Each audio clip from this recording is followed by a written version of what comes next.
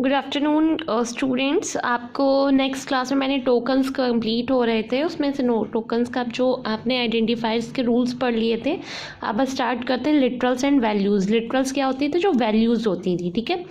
Literals क्या होते थे? वैल्यूज़ होती थी। जैसे यहाँ पे मैं एग्जांपल देख रही हूँ, text one equal hello world. यहाँ पे जो टेक्स्ट वन है वो नेम दिया गया किसी चीज़ को आइडेंटिफाई करने के लिए, तो that's will be a identifier.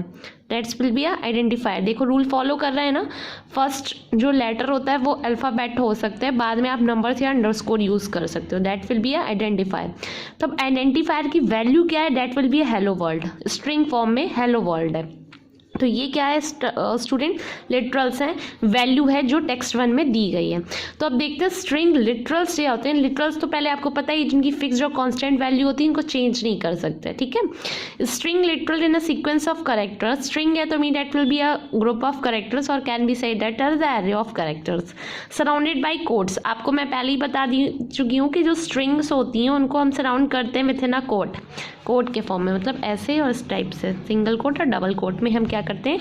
Coated करते हैं। करेक्टर्स जो होते हैं, group of characters called a string, और जो स्ट्रिंग होगी हमेशा कोटेड रहेगी। देखिए इस तरीके से कोटेड रहेगी, ठीक है।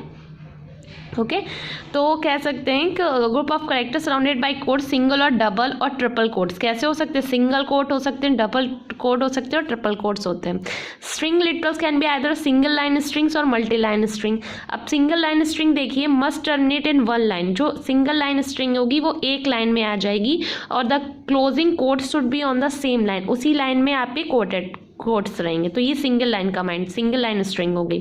वहीं पे अगर मल्टी लाइन स्ट्रिंग करेंगे तो दूसरी लाइन में आपकी स्ट्रिंग चली जाएगी। तो एक कोटेशन यहाँ रहेगा और दूसरी लाइन का दूसरा कोटेशन जो बंद होने वाला है यहाँ रहेगा, ठीक है। ये मल्टी लाइन स्ट्रिंग का आपका एग्जाम्पल हुआ। Multi line strings are string spread across multiple lines with single and double quotes. Each line other than the concluding line has the end character as a backslash, but with a triple quotes no backslash is needed at the end of intermediate lines. तो ये आपका multi line string हो गया जिसमें आपकी एक single quote, double coat आपका ऊपर रहेगा और दूसरा क्या रहेगा? नीचे रहेगा। ओके दूसरी लाइन में पहुंच जाएगा ये वाला वर्ड। टेक्स्ट 3 में क्या दी गई वैल्यू? ट्रिपल कोट के अंदर दी गई। किसमें? Triple coat.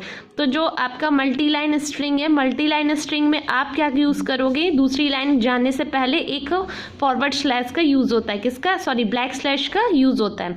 और वही अगर नो बैक स्लैश वाली बात चली जाए तो ये नो बैक स्लैश का यूज़ नहीं करना चाहते हम, ये वाला जैसे ये नो बैक स्लैश का यूज़ नहीं करना चाहते हैं, तो हमें क्या करना पड़ेगा? जो डबल कोटेड है उसे किस में कन्वर्ट कर देंगे? ट्रिपल कोटेड में। किस में कन्वर्ट करेंगे? ट्रिपल कोट में। देखो 3 कोट है, ट्रिपल कोट में कन्वर्ट कर दिया तो हमें बैक स्लैश की आवश्यकता नहीं पड़ी। क्लियर? तो ये हो गए आपके स्ट्रिंग लिटरल्स। क्या हो गए? स्ट्रिंग लिटरल्स हो चुके हैं। ओके स्टूडेंट, तो अब नेक्स्ट हम देखेंगे कि हम अपने पाइथन प्रोग्राम में कमेंट्स कैसे देते हैं, ठीक है। कमेंट्स कैसे देते हैं, तो सबसे पहले ये जानते हैं कि कमेंट्स होते क्या हैं। क्या होते हैं कमेंट्स? समझ सकते हैं कमेंट्स क्या होते हैं कि ऐसे स्टेटमेंट्स जो यूज़र की सहायता के लिए कभी लिखे जाते हैं, वो कहलाते हैं कमेंट्स। जैसे कभी क्या हुआ कि कोई यूज़र ने प्रोग्रामर ने एक प्रोग्राम बनाया, ठीक है। प्रोग्रामर ने क्या बनाया? एक प्रोग्राम बनाया और उससे 10-15 दिन या 15-20 दिन या 1 साल बाद उसने वही प्रोग्राम खोला और उसे कुछ समझ में नहीं आ रहा था, या उस प्रोग्राम को यूज़र को हैंड ओवर कर दिया, अदर पर्सन को हैंड ओवर कर दिया। तो वो प्रोग्राम तो प्रोग्रामर ने बनाया है ना, उसे कुछ प्रोग्रामर को पता होगा कि ये है क्या या क्या नहीं है। तो यूज़र उसमें कुछ समझ नहीं पाए तो क्या करे कि प्रोग्रामर जो भी प्रोग्राम बना रहा है उसकी सहायता के लिए, जैसे कोई भी प्रोग्राम की पहली लाइन लिखे और उसमें सहायता के लिए कि यूज़र को बता सके कि हो क्या रहा है, तो किस में दे दे ये बात? कमेंट में दे दें, ठीक है। और एक बात याद रखना है कि जो कमेंट्स देते हैं वो कमेंट्स कभी भी कंपाइलर द्वारा रन नहीं होते। कंपाइलर इन्हें कभी भी रन नहीं करता है। क्या नहीं करता है? इन्हें कभी भी रन नहीं करता है। ओके स्टूडेंट, कंपाइलर कमेंट्स को कभी भी रन नहीं करता है। क्लियर। वो सिर्फ क्यों होते हैं, सिर्फ प्रोग्राम में लिखे जाते हैं कि यूज़र या किसी प्रोग्रामर को कभी ज़रूरत पड़े कि उसने उस प्रोग्राम में आखिर लिखा क्या था। आप भी बहुत बार नोट्स लिखते हो, खुद की राइटिंग नहीं पहचान पाते हो कि आखिर लिखा क्या था, ठीक है, या टीचर्स द्वारा आप नोट्स लिखते हो तो अपनी कभी कभी देखते हो ना कि अपनी लैंग्वेज में आप नोट करके अपनी हिंदी भाषा में अपनी भाषा के अकॉर्डिंग लिख देते हो कि कभी फ्यूचर में आप कॉपी खोलो तो आपको लगे कि यार मैम ने पता नहीं क्या पढ़ाया था समझ में। तो अगर ये आपने अपनी भाषा में लिखा होगा ना तो तुरंत समझ जाओगे कि क्या था। उसी तरीके से प्रोग्रामर भी समझने के लिए फ्यूचर में कि कभी क्या हो रहा था इस प्रोग्राम में तो कमेंट्स में वो चीज़ दे देता है, तो उसे कंपाइलर कभी भी रीड नहीं करता और ना ही वो एग्जीक्यूट होते हैं, ना ही वो रन होते हैं कमेंट्स वाले स्टेटमेंट। तो अब ये देखो कि जो पाइथन होता है, पाइथन में कमेंट दिए कैसे जानते हो। तो पाइथन में अगर सिंगल लाइन कमेंट देना हो, एक ही लाइन में अगर कमेंट देना हो स्टूडेंट्स, तो आप किसका यूज़ करेंगे, this is a preprocessor sign, इसका यूज़ करेंगे, ठीक है, सिंगल लाइन कमेंट में।